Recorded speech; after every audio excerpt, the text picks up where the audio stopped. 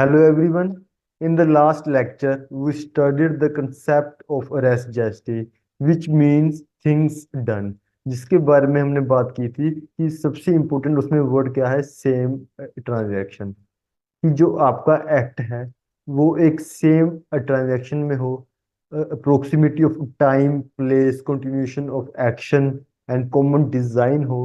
ठीक है, तभी आप उसको क्या कहोगे, सेम ट्रांजैक्शन कहोगे। जिसमें एक चीज क्या थी कि जिसमें एक आपके पास टाइम गैप नहीं होना चाहिए और आपके पास कुछ ऐसी अपॉर्चुनिटी नहीं होनी चाहिए कि आप फैब्रिकेशन कंकोक्शन आप कर सको। तो आप उसको क्या कहोगे, सेम ट्रांजैक्शन। इससे स्टार्ट करने से पहले हमने देखा था कि इसको रेलिवेंसी में सबसे आगे इसलिए डाला गया है बिकॉज मौका वारदात के जो एविडेंसेस होते हैं वो सबसे इम्पोर्टेंट एविडेंसेस होते हैं और उनकी सबसे ज्यादा एविडेंशियरी वैल्यू मानी जाती है। राइट। इसके साथ साथ हमने ये चीज देखी थी कि इसकी एविडेंशियरी वैल्यू क्या है। उससे पहले हमने बात की थी प्रिजम्पशंस के बारे में। प्रिजम्पशंस का क्या मतलब होता है, इन्फ्रेंस ड्रॉ करना।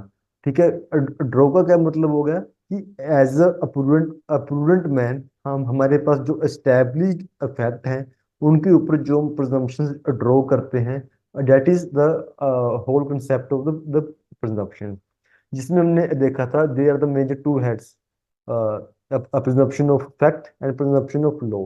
प्रिजम्पशन ऑफ फैक्ट में हमने देखा था it is based upon the logic and इसमें था may presume. Presumption of law में था rebuttal and non rebuttal, shall and conclusive वाला। राइट। उसके बाद हमने देखा था section 5 of the BSA which talks about the 5 elements, occasion, cause, effect, state of things and opportunity. Right.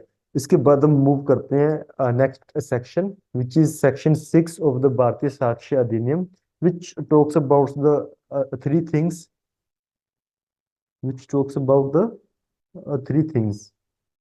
अगर हम इसमें देखें, which section 6, a motive, a preparation and conduct. अगर आप इसकी सेक्शन के आप हेडिंग देखोगे, मोटिव, प्रिपरेशन एंड प्रीवियस और सब्सिक्वेंट कंडक्ट। हमने बात की थी कि जब भी कोई एक्ट हुआ, जब भी कोई ऑफेंस या क्राइम हुआ, तो उस एक्ट से जो चीज पहले हुई दैट इज आल्सो रेलिवेंट, जो चीजें बाद में हुई that is also relevant. So right. So जो हमारे आगे वाले सेक्शंस हैं वो हमें इन्हीं चीजों के बारे में बताएंगे and which is also relevant. अभी हम बात करते हैं मोटिव की। What do you mean by motive? For example कि किसी कोई भी एक्शन किया, फॉर एग्जांपल मैंने चोरी की। मैंने चोरी क्यों की? क्योंकि मुझे भूख लगी थी, वो मेरे पास पैसे नहीं थे, मेरे पास एक मोटिव था कि उससे मैं अपनी भूख मिटा सकता हूँ। ए ने बी को शूट कर दिया, शूट इसलिए कर दिया कि ए की दुश्मनी थी कि ए या सन ने अपने फादर का मर्डर कर दिया, इसलिए कर दिया कि उसके पास प्रॉपर्टी आ सके। राइट। सो किसी भी एक्ट के पीछे कुछ ना कुछ एक मोटिव होता है। राइट। कई ऐसे केसेस भी होते हैं जिनमें कुछ मोटिव नहीं भी होता, बट बात हम कर रहे हैं कि जहाँ पे मोटिव है तो वहां पे उस चीज को हम रेलिवेंट इफेक्ट मानेंगे। राइट। अगर हम बात करें अ, कोई भी एक्ट है, एक्ट पहले हमारे दिमाग में कोई मोटिव बना कि फॉर एग्जाम्पल सन का एक मोटिव था कि उसने अपने फादर की प्रॉपर्टी लेनी थी। ठीक है, उसने फिर क्या किया, प्रिपरेशन की। प्रिपरेशन में क्या किया कि उसने गन को परचेज किया या पॉइजन को परचेज किया कि वो अपने फादर के खाने में डाल सके। उसके बाद क्या था कि उसने उसी गन से फायर किया, अटेम्प्ट किया। अगर वो गोली नहीं लगी, that it is the only attempt. अगर वो गोली या पॉइजन काम कर गया, दैट इज द एक्ट। तब हमारा एक फाइनल एक्ट, जो कि हम कहते हैं it is a punishable thing. Right. कि अगर ए ने बी की गोली मारी, it is a murder, so it is a act, तब वो एक्ट कंप्लीट हो गया। Attempt is also punishable, preparation कई कई जगह पुनिशेबल है, बट बात कर रहे हैं हम यहाँ पे मोटिव की। क्या कहीं भी मोटिव पुनिशेबल है? नहीं है। क्यों नहीं है? बिकॉज हम ये नहीं जान सकते, या कोई इन्वेस्टिगेशन एजेंसी या कोई भी कोड ये नहीं जान सकता कि एक पर्सन के अंदर क्या चल रहा है, एक पर्सन के माइंड में क्या चल रहा है। ये कोई भी नहीं पता लगा सकता, राइट? तो it is not punishable, but it is relevant. तो हम बात करते हैं कि एक तो वर्ड होता है मोटिव, और एक चीज होती है इंटेंशन। लाइक अगर मैं बात करूं, ए ने बी को गोली मारी, तो उससे उसकी इंटेंशन क्या दिख रही है कि ए बी का मर्डर करना चाहता है।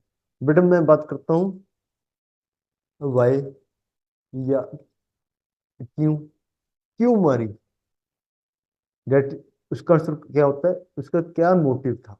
क्या मोटिव था? कि वो प्रॉपर्टी ले सके। So that's why it is a relevant fact, right? So अगर आपसे कोई कहे क्या इंटेंशन एंड मोटिव सेम चीज है, नहीं, सेम चीज नहीं है। मोटिव बेस है जिसके ऊपर इंटेंशन बनती है, राइट? तो नेक्स्ट बात करते हैं हम कि मोटिव आपको, अगर किसी केस में मोटिव नहीं है, आपको मोटिव का एविडेंस आपको कब देना है? हमने बात की हमने बात की थी, जो फैक्ट है, फैक्ट टू टाइप से होते हैं, राइट? डायरेक्ट, या जो हमारे एविडेंसेस होते हैं, there of two type, direct and indirect. जहाँ पे डायरेक्ट है कि साफ साफ दिख रहा है ए ने बी को गोली मारी, वहां पे अगर आप मोटिव प्रूव भी कर दोगे या ना भी प्रूव करोगे, उस पे उससे केस पे कुछ इफेक्ट नहीं पड़ेगा, राइट? तो फॉर एग्जांपल, अगर ए ने बी के गोली मारी और उसका कोई मोटिव अप्रूव नहीं हो रहा है, तो इससे ए बच नहीं जाएगा कि मेरे पास तो कोई मोटिव ही नहीं था जी, तो, है ना? तो मेरा तो कोई मोटिव ही नहीं प्रूव हुआ, बट उसने गोली तो मारी है ना। सो क्या चीज है कि इससे, जहाँ पे डायरेक्ट एविडेंसेस हैं वहां पे कोई इफेक्ट नहीं पड़ेगा, जहाँ पे एब्सेंस ऑफ मोटिव है। और जहाँ पे इनडायरेक्ट एविडेंसेस हैं, इट मींस सर्कमस्टांशियल। हमने अपने लेक्चर में बात की थी, जहाँ पे हमारे पास सर्कमस्टांशियल एविडेंसेस हैं, वहां पे आपकी चेन कंप्लीट होनी चाहिए। तो मोटिव उसी चेन का एक पार्ट है। जहाँ पे आपके पास सर्कमस्टांशियल एविडेंसेस हैं, वहां पे आपको मोटिव अप्रूव करना पड़ेगा। बट अगर हमारे पास वहां भी मोटिव नहीं है, तो क्या आप इसी बेसिस पे एक्यूज को एक्विटल दे सकते हो?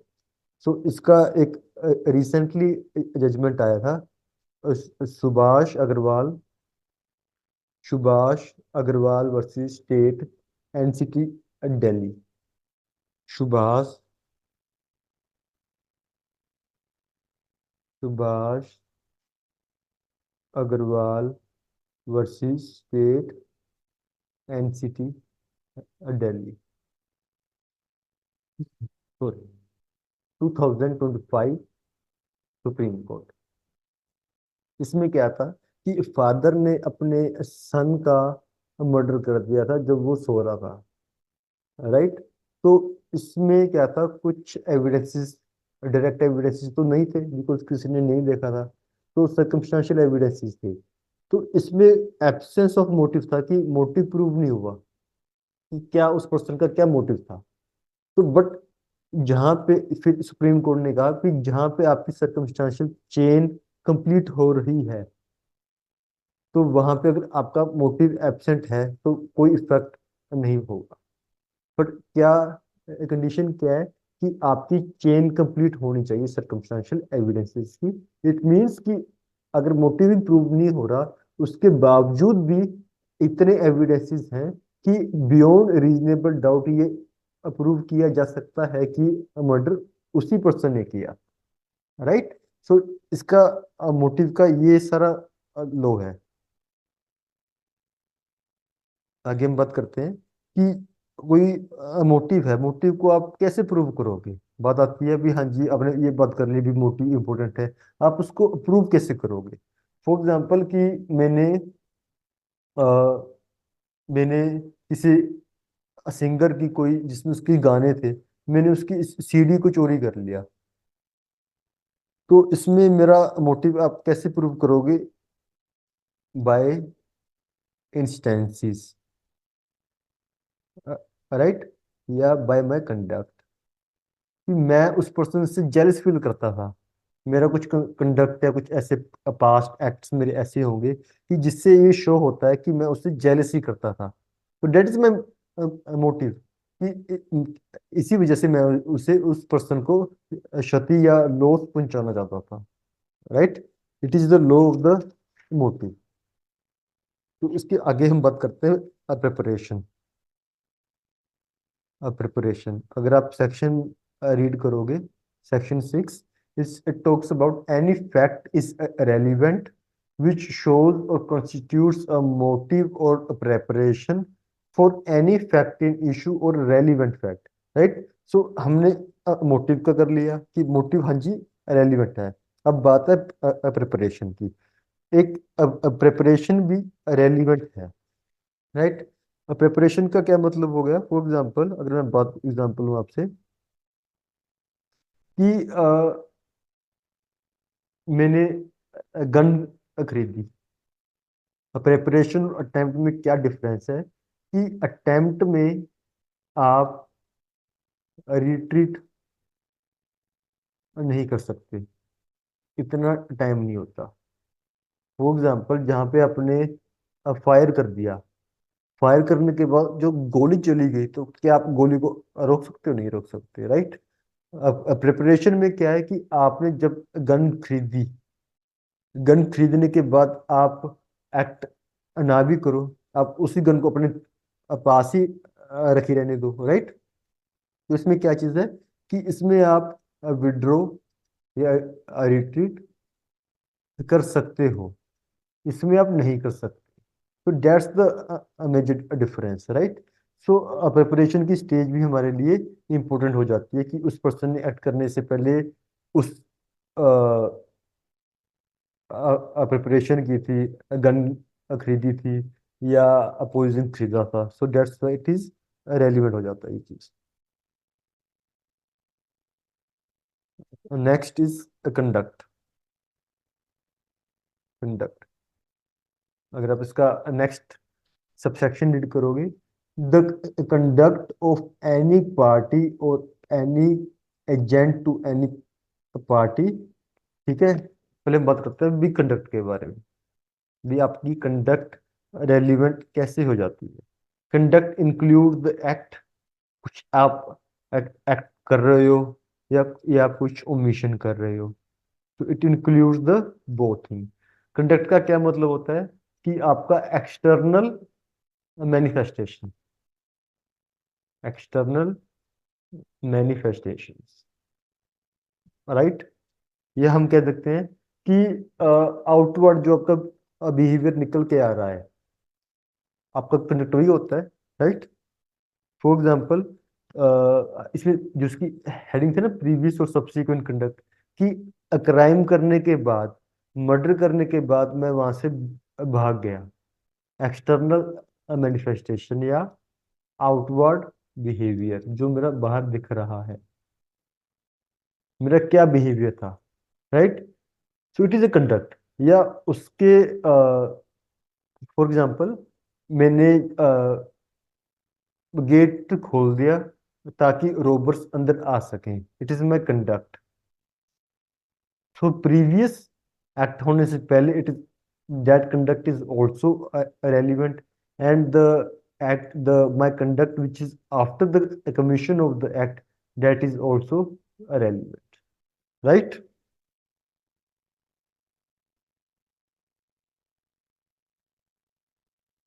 अगर आप इसमें, अगर आप इसकी सेक्शन को रीड करोगे, subsection 2, the conduct of any party और ऑफ एनी एजेंट, ये बात कर रहे हैं सिविल लॉ की, राइट। क्योंकि एजेंट भी कंडक्ट कर सकता है, एक्ट कर सकता है on the behalf of its principal, right. Any agent to any party to any suit और प्रोसीडिंग्स, यहाँ पे लिखा हुआ है सूट्स और प्रोसीडिंग। ये दो अलग चीजें क्यों लिखी गई हैं? हमने बात की थी भी जो हमारा एविडेंस लॉ है वो दोनों के ऊपर एप्लीकेबल होता है, both civil law and the criminal law. तो सिविल लॉ में क्या होते हैं? सूट। तो तो ये डिनोट करता है कि एविडेंस लॉ सूट पे भी लगता है, मीन्स सिविल लॉ पर भी लगता है और क्रिमिनल लॉ पर भी लगता है, राइट? तो that's why it is written suit और प्रोसीडिंग।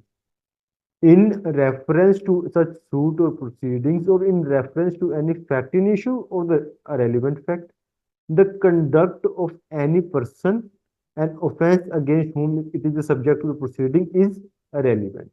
Right?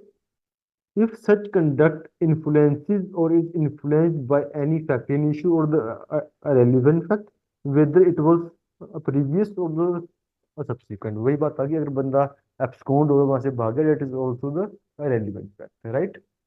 इसमें आप रीड कर सकते हो illustration H.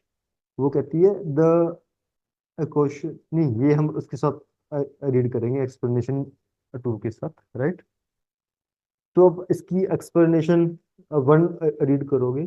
The word conduct in this section does not include statements unless those statements accompany and explain facts other than statements. It means जैसे IPC में या BNS में असोल्ट की जो डेफिनेशन थी वो क्या कहती थी? Mere words does not amount to assault, right? Same चीज यहाँ कह रहे हैं कि अगर बंदा कोई ऐसी स्टेटमेंट दे रहा है दैट डज नॉट मीन कि उसका वो कंडक्ट है, उसको हम कंडक्ट नहीं कहेंगे, but if it is accompanied by some acts, ठीक है, देन हम उसको उस स्टेटमेंट को क्या कहेंगे? कंडक्ट कहेंगे, अदरवाइज हम कंडक्ट हम नहीं कहेंगे। आगे, but this explanation is not to effect the relevancy of the statement and any other section of this अधिनियम, राइट? उसको आगे हम रीड डाउन करेंगे। एक्सप्लेन इसके साथ आप एक्सप्लेनेशन वन के साथ आप रीड कर सकते हो जो हमारी इलस्ट्रेशन जे है। J, the question is whether A was raped. The fact that shortly after the alleged rape, A made a complaint relating to the crime. The circumstances under which the terms in which the complaint was made are irrelevant. इसमें क्या कह रहे हैं कि अगर ए women ने rape होने के बाद पुलिस थाने में जाके कंप्लेंट दर्ज करवाई, हमने किया था ना उसमें, अनलेस दो statement company and explain acts अच्छे से उसको encompassing करती हैं, एक्सप्लेन करती हैं, then only it comes under the ambit of the conduct. So जहाँ पे कंप्लेन कर रहे हैं दैट इज कंडक्ट, बट जहाँ पे आप इसको आगे रीड करोगे, the fact that without making a complaint A said that A had been raped, उसने अपनी मदर को कहा कि मेरे साथ रेप हुआ, is not relevant as conduct. वो एज कंडक्ट रेलिवेंट नहीं होगी। इसलिए हमें किसने ने क्लियर किया था? R versus Gangadhar. R versus Gangadhar, इस केस में कंप्लेंट एंड स्टेटमेंट्स का जो डिफरेंस है इस केस में अच्छे से क्लियर किया था, राइट? सो जो हमने लास्ट लाइन पढ़ी थी एक्सप्लेनेशन वन में, but this explanation is not to effect the relevance to statements and any section of this अधिनियम।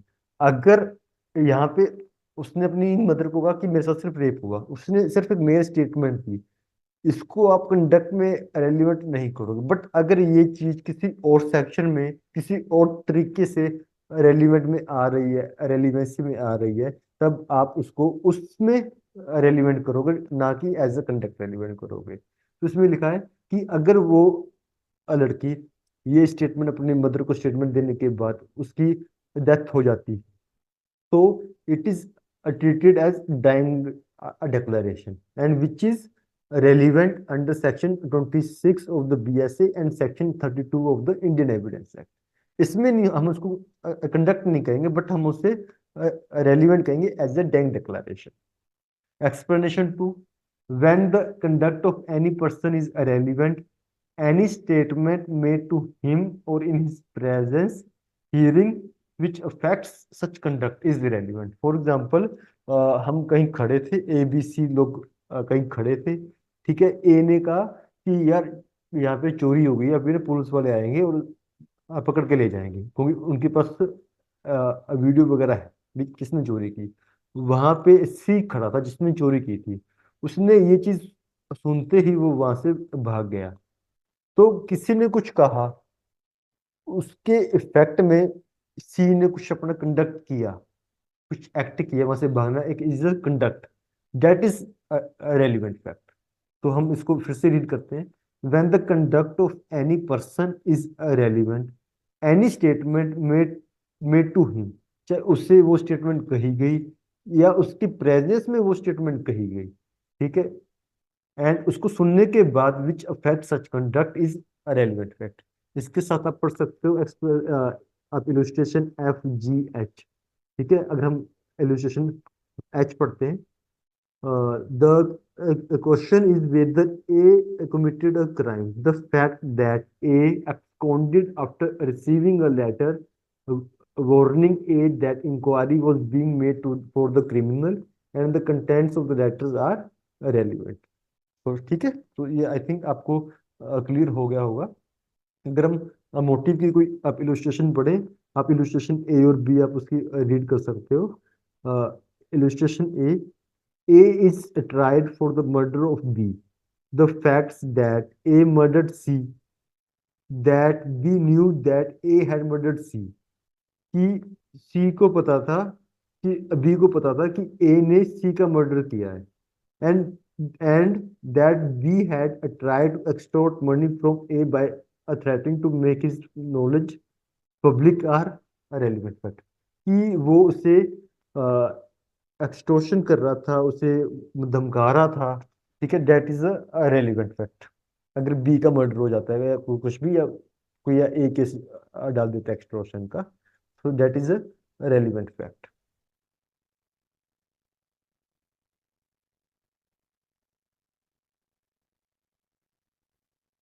तो एक इसमें एक प्रपोजिशन आ जाती है एग्जाम्स में. एक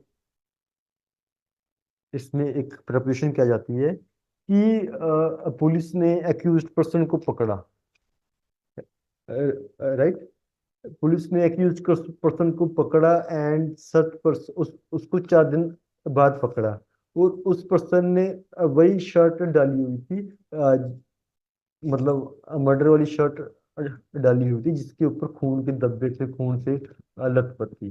तो पुलिस ने, तो ये कोर्ट ने ये ऑब्जर्व किया, ये फाइंड आउट किया कि it is not the natural tendency या नेचुरल फिनोमिनन कि वही पर्सन, या आप हम कह सकते हैं भी it is not the natural conduct कि कोई भी पर्सन 4 दिन तक उस खून भरी शर्ट नहीं पहनेगा. सो इससे साफ पता लगता है कि पुलिस ने टेम्परिंग की है, ठीक है, उस पर्सन को बाद में शर्ट पहनाई है या खून वहां पर लगाया. तो इट मीन्स यहाँ पे कुछ फैब्रिकेशन हुई है. सो सच कंडक्ट कि उसने पर्सन ने वो 4 दिन हो गए उसने वही शर्ट डाल रखी है, it's not a relevant fact because कि उससे चीज या कि कोर्ट ने उस पर्सन का जो वो कंडक्ट थी उसको रेलिवेंट नहीं किया, बिकॉज उससे साफ पता लगता था कि पुलिस ने टेम्परिंग वगैरह की है और अदर एविडेंसेस भी थे, राइट. और एक इलुस्ट्रेशन और क्या जाती है कि जो हमारा एब्सकॉन्डर है, अगर कोई पर्सन किसी जगह से भाग गया, फॉर एग्जांपल ए उस क्राइम सीन से भाग गया, that is a relevant fact. But mere absconding, जहाँ पे मेयर एब्सकॉन्डिंग है, सिर्फ भागना is not the relevant fact. अगर उसके पास जस्टिफिकेशन है, कि वो आपसे क्यों भागा, देन उसे सिर्फ सिर्फ इस वजह से कि वो वहां से भाग गया, उसे कन्विक्शन नहीं हो सकती, राइट। बिकॉज इंडिया में क्या है, भी लोगों को लगता है भी पुलिस वाले उन्हें फंसा देंगे, जेल में बंद कर देंगे, etcetera etcetera. So in India innocent people run away to avoid arrest and beating of the police, right. तो इसमें ये केस लो था, Athima versus state of Mysore, 1971 supreme court, and also Banwari versus state of UP, 1964 supreme court, right.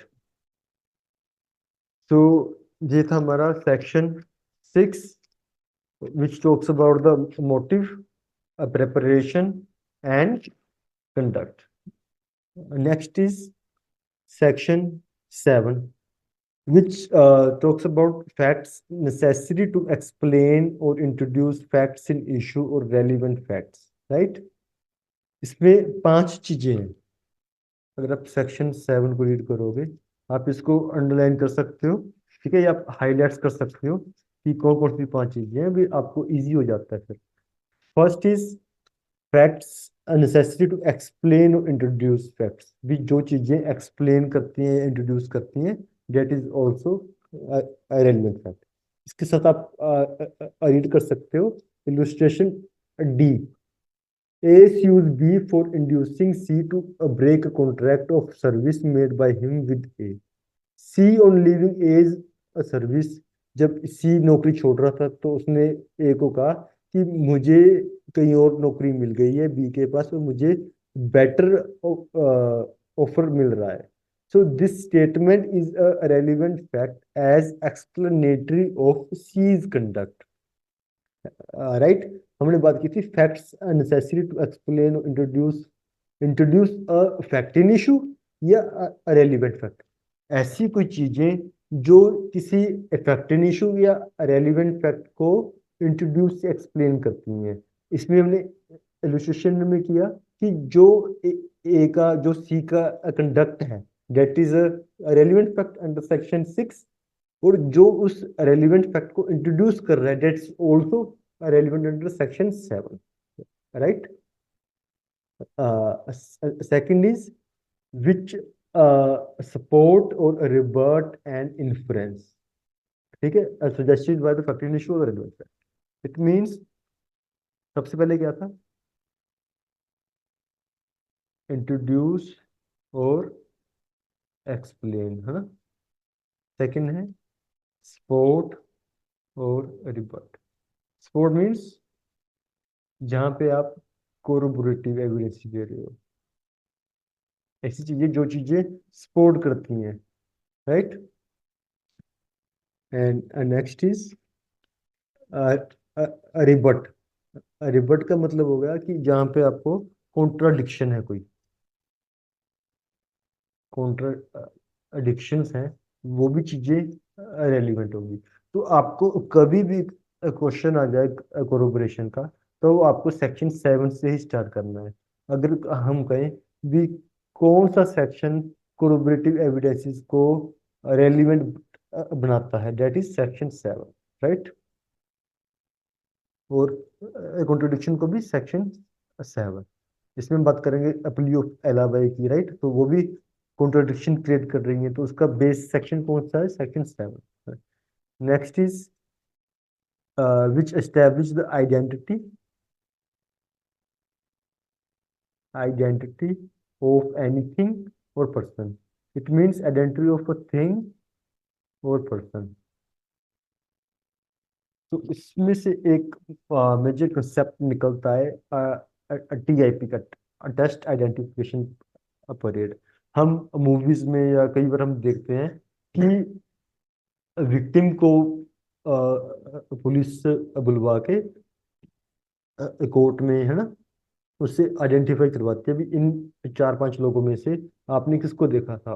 तो that is the identification of a person.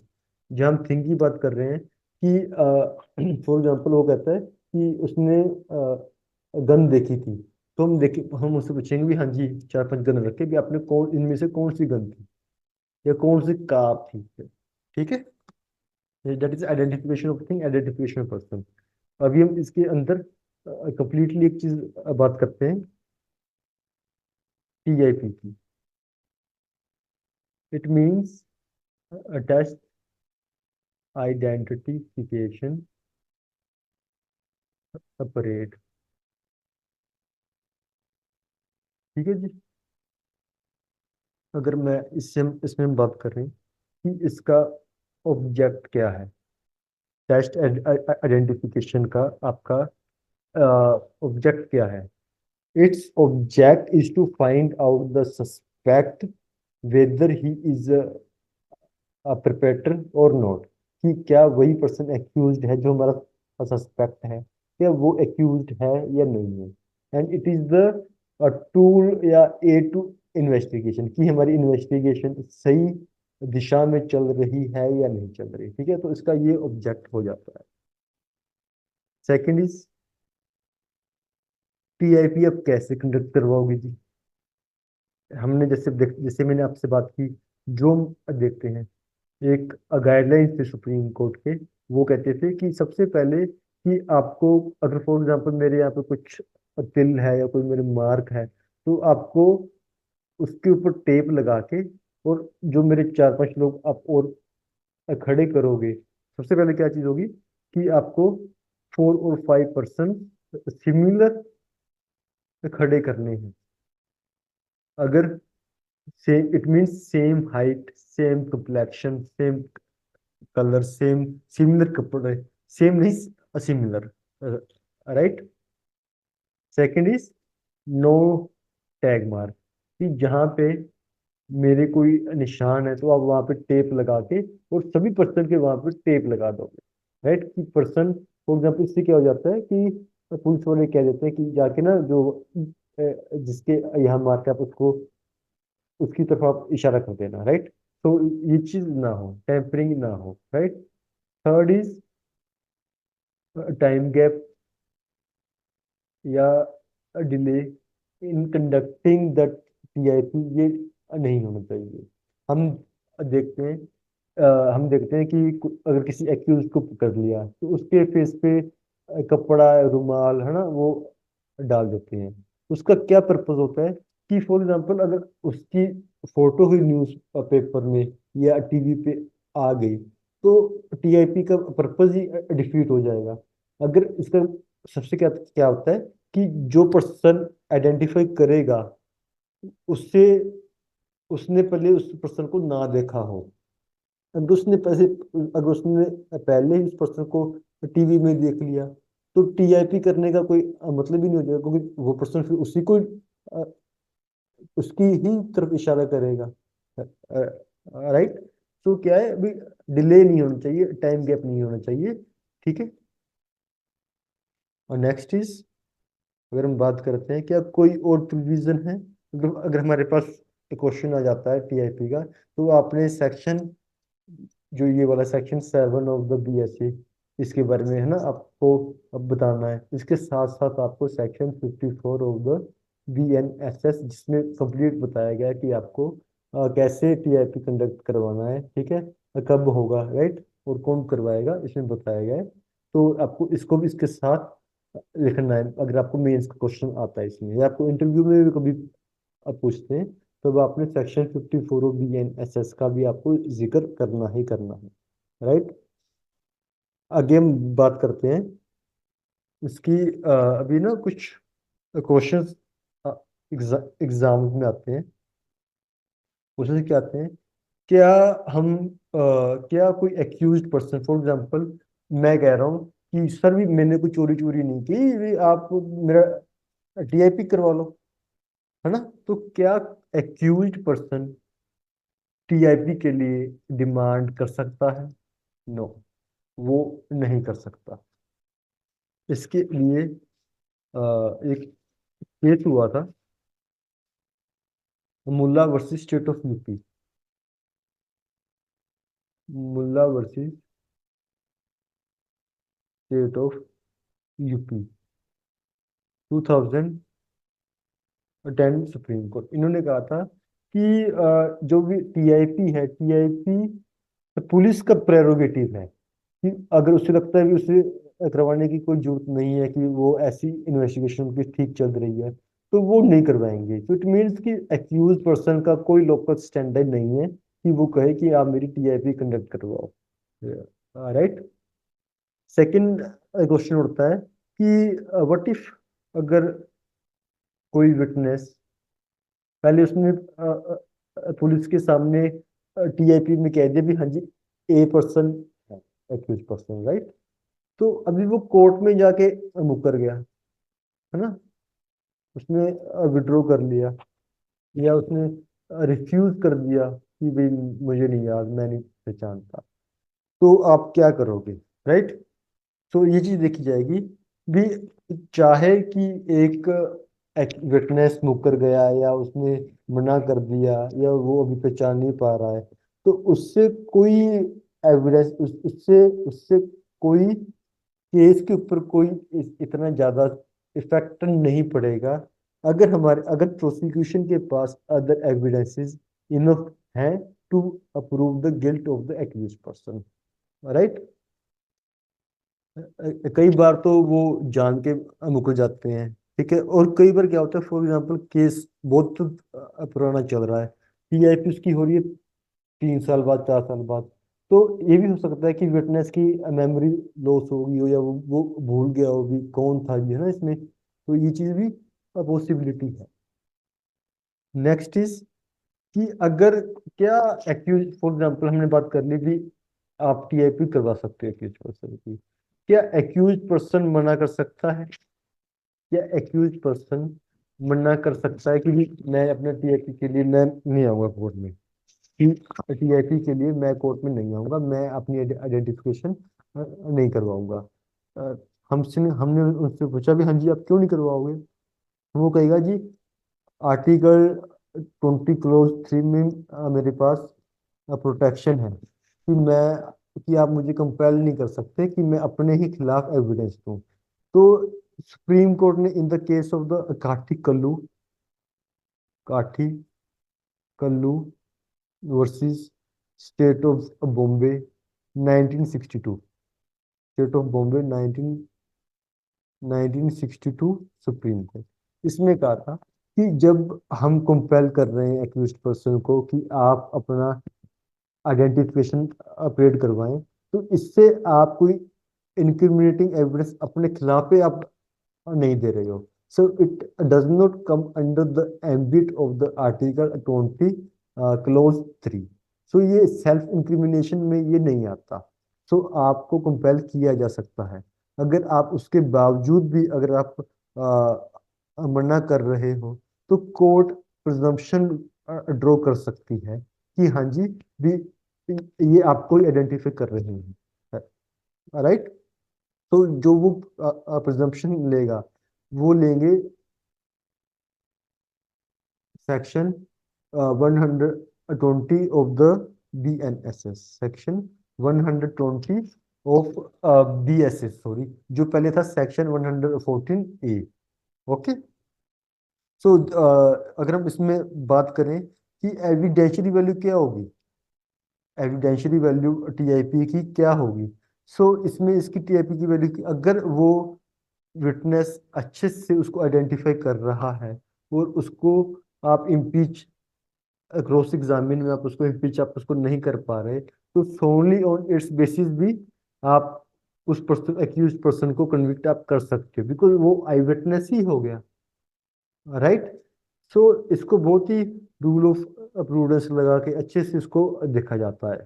तो इसकी evidential value क्या होगी कि अगर विटनेस इम्पीचेबल नहीं है, या उसको इम्पीच अप नहीं कर पा रहे हो, या होली रिलायबल है, तो आप उसकी सिर्फ टीआईपी के बेसिस पे भी आपको कन्विक्शन आप कर सकते हो।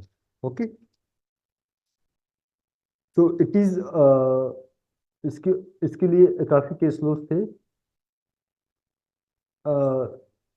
RN शर्मा वर्सेस स्टेट है ना। तो इसमें एक चीज और थी कि एविडेंशियल वैल्यू में अगर पुलिस कंडक्ट करवा रही है during the stage of the investigation, हमने किया था कि अगर पुलिस इन्वेस्टिगेशन में के दौरान मतलब कर रही है, तो जो उसकी स्टेटमेंट्स होगी, जो किसी पर्सन की स्टेटमेंट्स होगी, that would be covered under section 181 of the BNSS, जो पहले था 162 ऑफ द BNSS। इसमें क्या था कि that statement can only be used for the purpose of contradiction, not for the purpose of the corroboration, right. So अगर police conduct कर रही है during the stage of investigation, then उसकी क्या वैल्यू होगी, कोरोबरेटिव वैल्यू। बट अगर आप उसकी स्टेटमेंट को under section 183 of the BNSS, या जो जो पहले था 164 CRPC में, अगर आप उसकी कोर्ट के सामने से आप करवा रहे हो, देन उसकी वैल्यू सब्सटेंटिव हो जाती है। ठीक है, then it can be used for the purpose of the corroboration also and also for the purpose of the substantive, right. So it is whole law of the test identification period. तो जो अभी मैंने आपको बताया कि जो उसकी evidentiary value है, it is stated in the case of state of Andhra Pradesh versus KV Reddy, KV Reddy 1976 supreme court, right. And also in the case of C. Munippa versus State of Tamil Nadu 2010 supreme court. Also हमने वो बात की थी RN Sharma versus state 1995 supreme court, right. तो ये था हमारा test identification period. अगर हम इसके बाद हम देखें कि अगला पॉइंट है हमारा, फोर्थ पॉइंट है इसमें सेक्शन 7 में, फिक्स द टाइम और प्लेस। कि ऐसी चीजें जो कोई टाइम और प्लेस बताती हैं, that is also a relevant fact. For example, एक टेस्ट होता है rigor mortis, rigor mortis test. ये क्या बताता है, ये अप्रोक्सीमेटली हमें टाइम ऑफ डेथ बताता है कि मतलब भी कब डेथ हुई होगी, अंदाजा बताता है। तो it is also relevant fact, right. And अगला है show the relation of the parties by whom any fact was transacted. ठीक है, इसमें क्या है, relation of the parties. For example, son killed his father to get the property. So the a relation between the son and the father is a relevant fact, right? तो ये 5 चीजें थी, ठीक है, जो सेक्शन 7 कहता है कि that is the relevant fact, are relevant in so far as they are necessary for death, right. उसके बाद हमारा है section 8। Section 8 talks about conspiracy। section 8, section 8,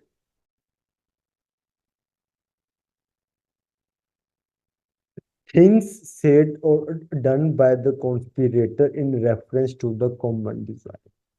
conspiracy अगर मैं बात करूं, फॉर एग्जांपल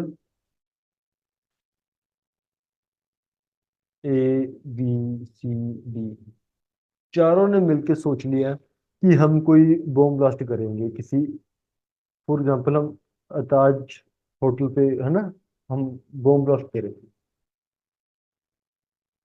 ए इन ए पहले ए और बी साथ थे, ठीक है। उसके बाद इन्होंने ए ने बी को कहा कि हाँ जी आप ऐसे करो कि आप ना फंड आप इकट्ठे करो, ठीक है जी। बी ने आगे सी को कह दिया कि ऐसे करो आप एमुनिशन एक्सप्लोड्स, है ना, एक्सप्लोजन वगैरह आप उसको आप कलेक्ट करो। सी ने डी को कह दिया कि आप ऐसे करो कि आप मैन फोर्स इकट्ठे करो, आप लोगों को अपने साथ जोड़ो, ठीक है। तो इसमें ये चीज थी। तो इसमें अभी क्या बात आ गई थी कि अभी डी ने एविडेंस दिया कि मेरे को सी ने बताया कि ए पैसे इकट्ठे कर रहा है, कि डी ने स्टेटमेंट दी, मुझे सी ने बताया कि सी को ए ने बताया था कि हम वहां पे बॉम्ब ब्लास्ट करेंगे।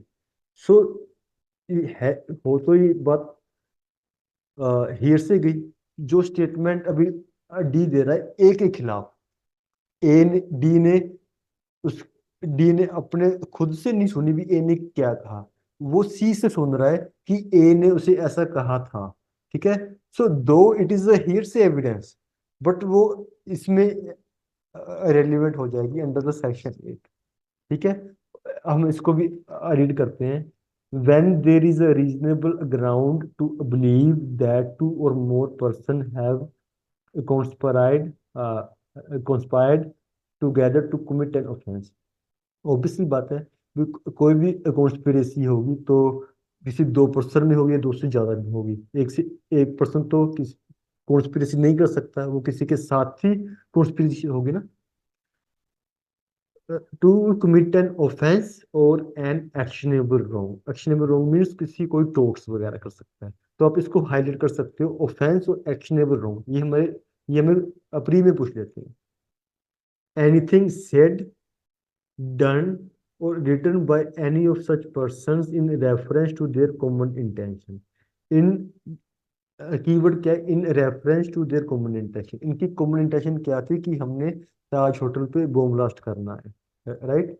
सो उसके रेफरेंस में जो भी ए ने कुछ कहा, बी ने कुछ कहा, या ए ने कुछ किया, है ना, that would be the relevant fact after the time when such intention was first entertained by any of them is a relevant fact as against each of the persons believed to be so conspiring। So it means कि चाहे D चाहे ए ने D को सीधा नहीं कहा, but उसकी statement सभी के लिए क्या हो जाएगी, रेलिवेंट हो जाएगी, ठीक है। ये दो चीजों की बात करता है कि रेलिवेंट किस पर्पज के लिए हो जाएगी। हम आगे रीड करते हैं। Is relevant fact as against each of the person believe to be so conspiring, right, as well as for the purpose of proving the existence of the conspiracy. सबसे पहले क्या पॉइंट होगा, भी उनके बीच में कुछ कॉन्स्पिरेसी थी। अब वो statement to prove the conspiracy relevant हो जाएगी। And second point is as for the purpose of showing that such person was a party to it, कि वो भी कॉन्स्पिरेटर है। सो दो चीजों के लिए रेलिवेंट होगी, एक टू प्रूव कि इनके अंदर ही कॉन्स्पिरेसी है, सेकंड इज कि हाँ जी ये पर्सन भी कॉन्स्पिरेटर है, राइट। सो इसके लिए ये चीजें रेलिवेंट हो जाती है। जो ये लॉ है ना कॉन्स्पिरेसी का, it is based upon the doctrine of agency. Agency में क्या होता है कि एजेंट ने कुछ कहा, प्रिंसिपल वुड बी अलाइबल। इसमें भी सेम चीज है, भी ए ने कुछ कहा, एवरीबॉडी वुड बी अलाइबल। जो हमारा कॉन्स्पिरेसी का लॉ पढ़ेंगे ना बीएनएस में, उसमें भी सेम चीज है, भी किया एक ने बट सभी अलाइबल होंगे। क्यों होंगे, because they share the common intention. इसमें वर्ड क्या है, इन रेफरेंस टू। कई बार अपनी लिप्स में ये क्वेश्चन आया हुआ है, वर्ड है रेफरेंस, क्वेश्चन क्या डाल देते हैं, in furtherance of the common intention, in reference to the common object. Word क्या है, कॉमन इंटेंशन, एंड वर्ड क्या है, रेफरेंस, ठीक है जी। इसमें एक चीज थी कि जो इसमें पॉइंट है कि जो इसकी अंदर आप कॉन्स्पिरेसी की बात करते हो, कि इसमें सिर्फ आप नेगेटिव मतलब सेक्शन 8 का नेगेटिव यूज आप कर सकते हो, note the positive. It means कि एविडेंस ऑफ द को conspirator should be only used for the negative purpose।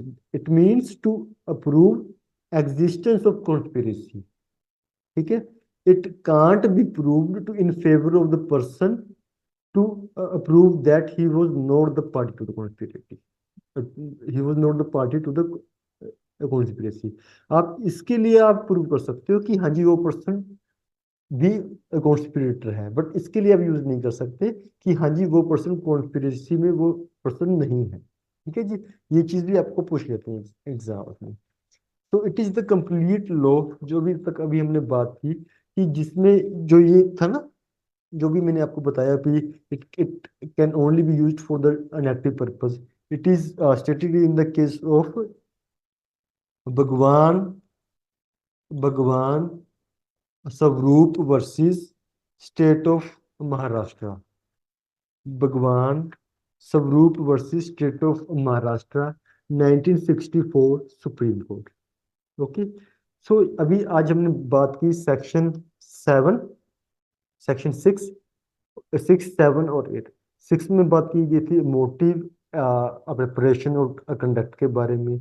उसके बाद हमने बात की सेक्शन 7 के अंदर जो हमारे 5 पॉइंट्स थे, ठीक है, जिसमें हमने देखा भी कोरोबोरेशन का लॉ कहाँ से निकल रहा है, सेक्शन 7 से निकल रहा है। उसके बाद हमने बात की इसमें, इसके अंदर हमने सारा टीआईपी का सारा लॉ पढ़ा, जिसमें क्या है टीआईपी, क्या होती है, राइट, क्या इसकी एविडेंशियरी वैल्यू है। उसके बाद हमने रीड किया section 8 which talks about the conspiracy. Okay. इसके नेक्स्ट लेक्चर में हम सेक्शन 9 ऑनवर्ड्स रीड करेंगे, राइट। किसी को कुछ डाउट हो वो मुझे कमेंट बॉक्स में बता सकता है। ओके। तो थैंक यू सो मच।